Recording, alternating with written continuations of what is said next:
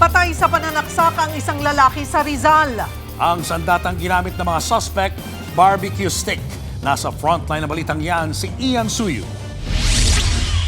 Nagbugbugan ang tatlong lalaking yan sa eskinita sa barangay Kaybuto sa Tanay Rizal noon lamang linggo. Ang lalaking nakaitim, pinagtutulungan na palang saksakin ng mag-amang nakaaway niya. Barbecue stick raw ang ginamit na panaksak. Napahiga pa ang tatlo hanggang sa 2 tao na lang ang tumayo. Ang mga nakakita naman sa sakitan, walang magawa kundi manood na lamang. Lumalabas sa investigasyon na dati nang may alitan ang biktima at isang suspect. Yung anak, yung isang suspect natin na si alias Ulo, ay inutusan ni victim na ayusin ang kadena ng kanyang motorsiklo. Hindi nasunod yung kagustuhan kaya napagalitan itong si ating suspect.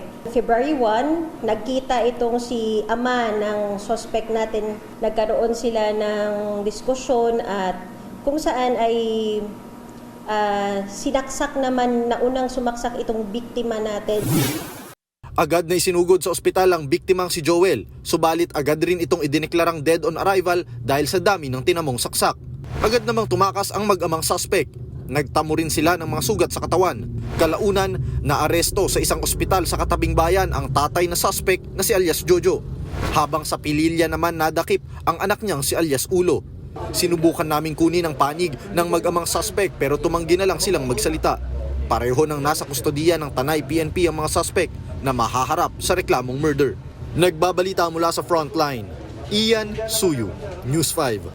Mga kapatid, Cheryl Cosing po. Maging maalam at may pakialam sa mga napapanahong issue at headlines. Mag-follow at mag-subscribe na sa social media pages ng News 5.